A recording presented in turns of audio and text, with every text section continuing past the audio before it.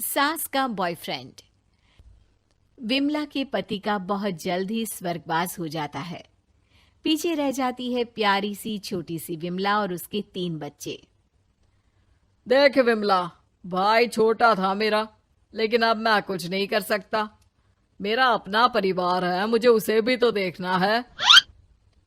तो इस तरफ भाई कहता है, विमला, तेरे लिए मायके के दरवाजे खुले हैं, लेकिन अपना सहारा तो तुझे खुद ही बनना होगा ना।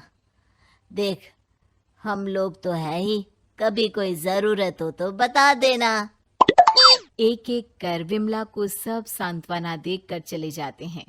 बचते हैं तो विमला, उसके 3 बच्चे और पति का जिगरी दोस्त मोहन।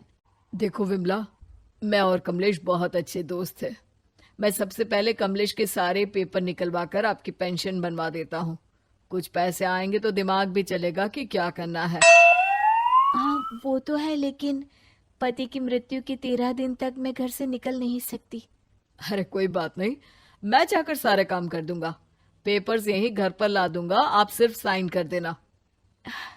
बहुत ही भला होगा आपका ये हो जाए तो। मोहन भाग दौड़ करके विमला की पेंशन बंधवा देता है।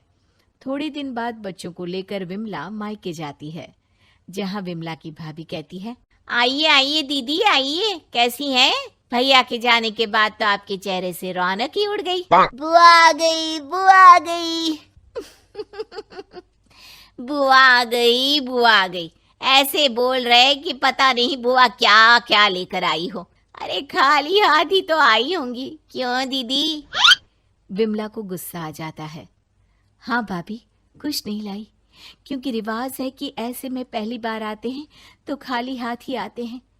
याद होगा, इनके होने पर जब भी आती थी तो बहुत कुछ लाती थी। अरे कोई बात नहीं विमला, भाभी मजाक कर रही है। मजाक ठीक है भैया, अगर मेरी कंडीशन मजाक वाली है तो कर लो। वैसे भैया, आपने कहा था मायके का दरवाजा हमेशा खुला है, लेकिन वहां मैं कैसे रहूंगी, बच्चों को कैसे मैनेज करूंगी, इसके लिए इंतजाम कौन करता? वो तो मैं सोच ही रहा था किसी दिन आकर तेरी पेंशन। ठीक है भाई, सोचने में 1.5 महीना लगा दिया आपने। चलती हूँ मैं। विमला बच्चों के साथ घर वापस आ जाती है। धीरे धीरे दिन बीतते हैं, विमला के बच्चे बड़े होते हैं और फिर एक रोज, मोहन, बच्चे बड़े हो रहे हैं, इन्हें स्कूल में दाखिला करवाना है। पेंशन के पैसों से इतना नहीं हो पा रहा। विमला, मैं अपनी बीवी से बात करता हूँ। वो एक स्कूल में टीचर है, उसके स्कूल में कुछ हुआ तो वो तुम्हें भी लगा देगी, और वैसे नहीं हुआ तो भी परेशान ना होना, कुछ ना कुछ जुगाड़ कर ही लेंगे। खैर, मोहन का विमला के घर किसी न किसी काम से आना जाना लगा रहता। वो हर कदम विमला की मदद करता। अरे विमला, तेरा बेटा तो बड़ा हो गया, उसकी शादी की चिंता नहीं है। ये देख, लड़की पास के शहर की पढ़ी लिखी और समझदार है। जाकर घर बार देख ले, लड़की पसंद कर ले। विमला को पड़ोसी की बात ठीक लगती है। वो अपने भाई को फोन करती है, भैया, आपकी जरूरत आन पड़ी है। वो बड़े बेटे राहुल के लिए लड़की देखने जाना है, तो वक्त है तो चलिए। अरे बहन, अब तो मेरे काम का सीजन शुरू हुआ है। तू एक काम कर, अकेली हुआ, जैसा होगा मैं फोन में अवेलेबल रहूंगा। विमला निराश हो जाती है। वो समझ ही नहीं पाती कि वो क्या करे। तभी मोहन आ जाता है।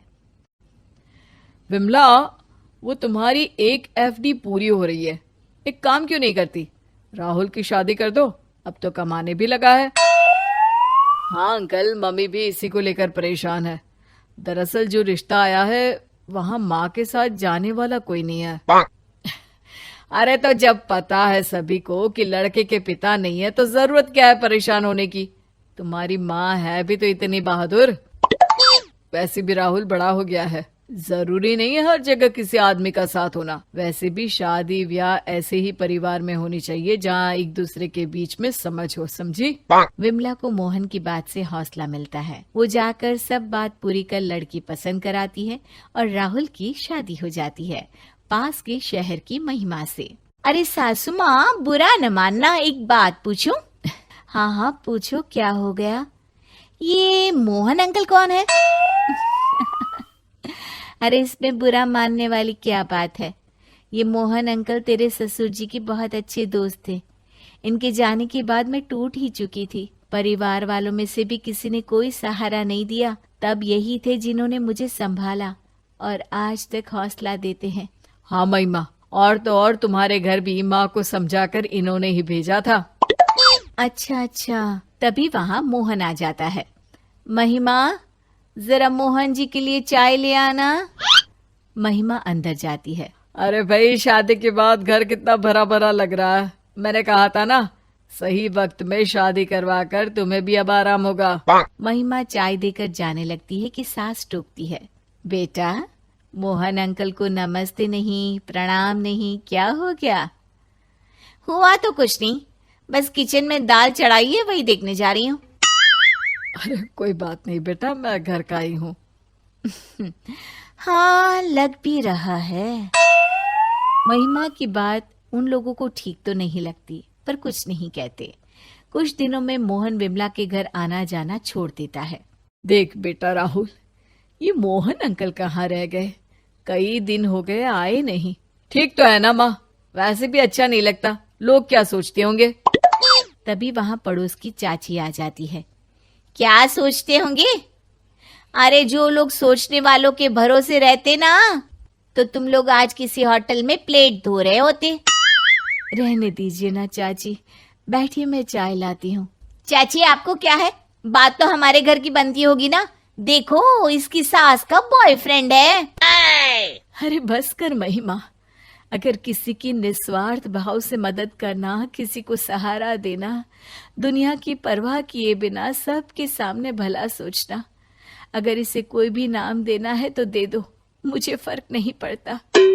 अरे और पड़ोसी तो हम हैं। जो लोगों की बात कर रही हो, वो लोग कभी भी विमला के लिए ऐसा बोलते ही नहीं। अगर इतने साल में किसी ने ऐसा सोचा भी, तो वो तुम हो बहू। माँ मुझे माफ कर दे। मुझे याद है मोहन अंकल ने कैसे हमेशा हमारे परिवार का साथ दिया। महिमा, अगर तुम्हें लगता है कि मोहन अंकल के कारण दुनिया तुम्हें कुछ कहेगी, तो तुम जा सकती हो, लेकिन ये याद रखना, पति के बिना अगर किसी भी व्यक्ति की मदद ली तो दुनिया क्या कहेगी।